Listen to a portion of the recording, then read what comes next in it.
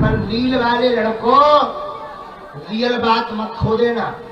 गांव गांव में हिंदुओं को जगाओगे नहीं, वो दिन दूर नहीं है। बांग्लादेश जैसा हाल होगा जब देश लुटेगा, तुम्हारे बच्चे बर्बाद होंगे, तुम्हारी बेटी लव जिहाद में जिस दिन पड़ेगी, तुम्हारा कदपत जिस दिन छूटेगा, तुम्हारा बेटा जिस दिन शुक्रवार को जाने लगेगा, उस दिन तुम्हें हमारी याद आएगी। हम सब हिंदू भाई भाई, हम सब हिंदू भाई भाई, हम सब हिंदू भाई भाई। हम भी ठीक, हम बहुत सीधे आदमी हैं, जलेबी जैसे। रील वाले लड़कों, रियल बात मत खो देना। आप यदि आज जगोगे नहीं, गांव गांव में हिंदुओं को जगाओगे नहीं, वो दिन दूर नहीं है। बांग्लादेश जैसा हाल होगा, सामान संपत्ति कद पद तुम्हारा होगा, हक किसी और का होगा। जिस मेवाड़ की धरती से हमारे बगल में राज परिवार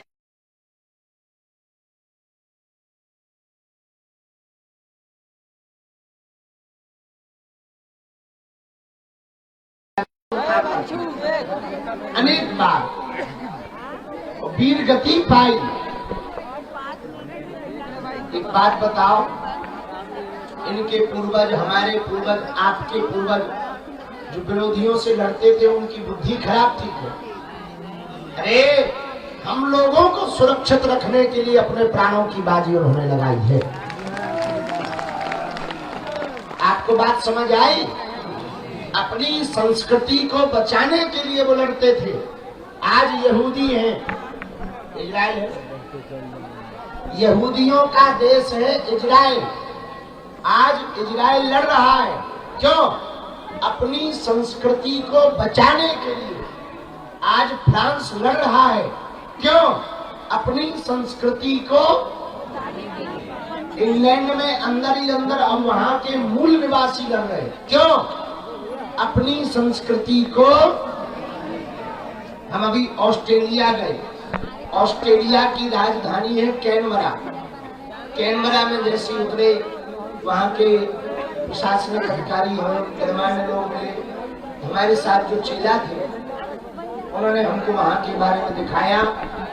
ऑस्ट्रेलिया की संसद के सामने एक तंबू लगा, अंग्रेजी में कुछ लिखा था, वीजा वीजा का। तो हमने कहा यहाँ वीजा बनते हैं क्या? पासपोर्ट में के जो मूल निवासी है, आदिवासी, वो अंग्रेज जो यहाँ पर आक्रमण करके अपना आधिपत्य जमा लिया, उनके सामने उन्होंने अपना पासपोर्ट का खुद का ऑफिस डाल रखा। हम कहा ऐसा कब से है? बोले कई सालों से वो लड़ रहे हैं कि पासपोर्ट हमारा तुम नहीं बना सकते, हम बनाएंगे, क्योंकि देश हमारा है, धरती हमारी। ये बात ऑस्ट्रेलिया की बता रही। वो इसलिए लड़ रहे, अपनी संस्कृति को बचाने के लिए लड़ रहे हैं। भैया, जब इतने देश अपनी संस्कृति को बचाने के लिए लड़ सकते हैं, हम लोग लड़े ना, कम से कम जुड़ तो सकते हैं। लड़ना नहीं है, पर जुड़ तो सकते हैं। ना हम इस्लाम के खिलाफ हैं, ना हम ईसाइयत के खिलाफ हैं, हम केवल हिंदुओं के पक्ष में हैं। हमारी ना मुसलमानों से बुराई है, ना ईसाइयों से बुराई है, ना उन्होंने हमारे बैल छोड़ रखे, ना हमको शौक चढ़ा है भैया, ना हमको पैदल चलने का शौक है, ना फोड़े फकोड़े पाने का शौक है, ना धूल खाने का शौक है। दिन भर में कम से कम 1 किलो खाएंगे, रात भर खासो, हर बार कप में 8-8 ग्राम लेंगे। हमने तोली तो नहीं है, अंदाजा बता है। हाँ, नहाने जाओ तो वही हालत, ना नहाओ तो वही हालत, पैदल भी चलो तो वही हालत। भगवान की बड़ी थोड़ी देर में ही फिर कल हमारे पीछे हमारा चेला तो बोलो गुरु जी कुछ खा लो, हम कहीं इतनी तो खा रहे, क्या खा ले। तो किसी ने कहा पेट ठीक है। अरे हमने कहा इससे बढ़िया क्या हो सकता है, जब कंकड़ पत्थर भी पचा ले, इससे गजब का पेट क्या हो सकता है।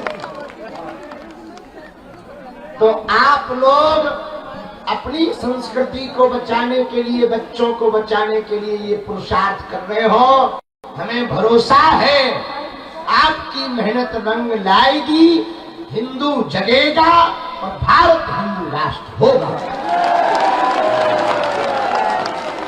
हमारे तो जब तक तन में प्राण है तब तक हम पदयात्राएं करते रहेंगे।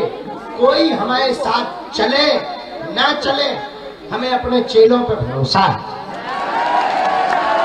तो हमारे चेले भी हमारे साथ छोड़ देंगे तो भी हम चलेंगे, हमें अपने गुरुजी पर भरोसा है।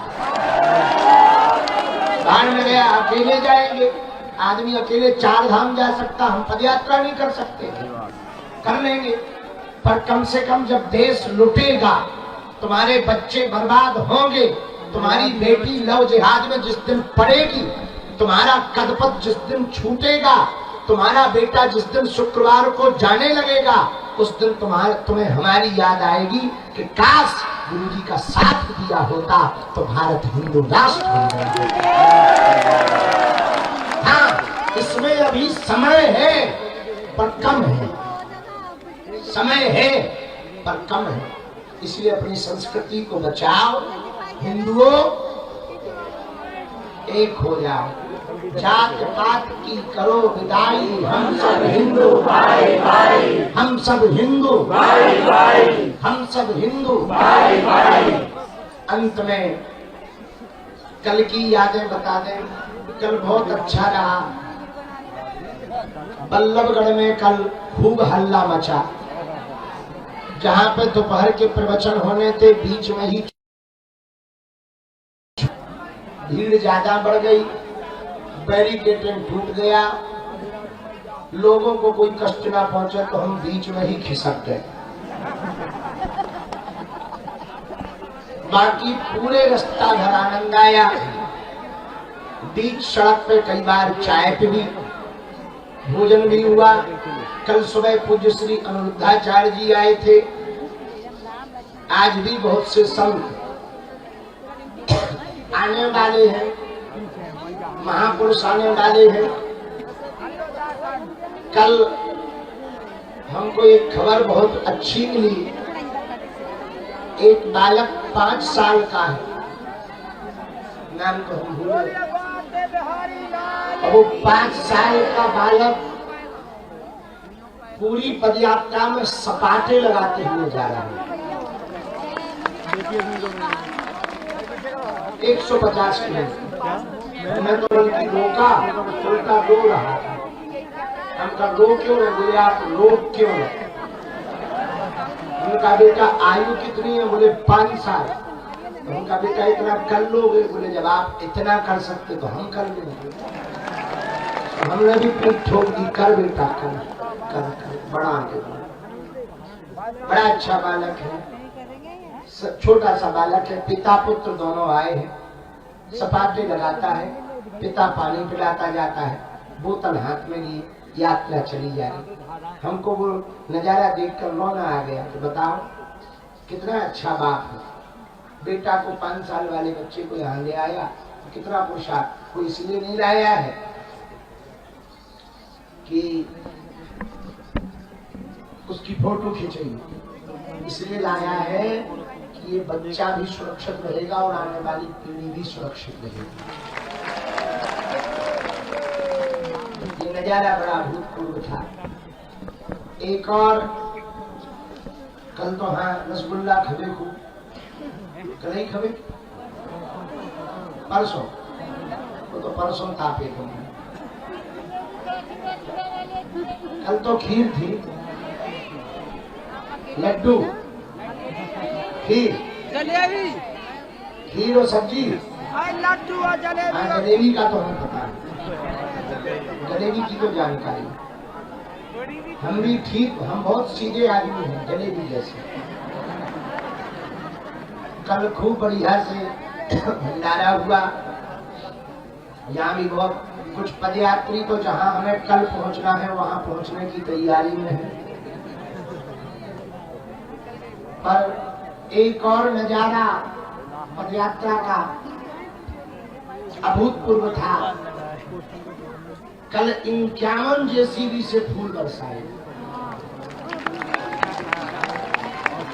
जेसीबी से नहीं, जेसीबी के सूपा में आदमी थे फिर फूल बरसाए।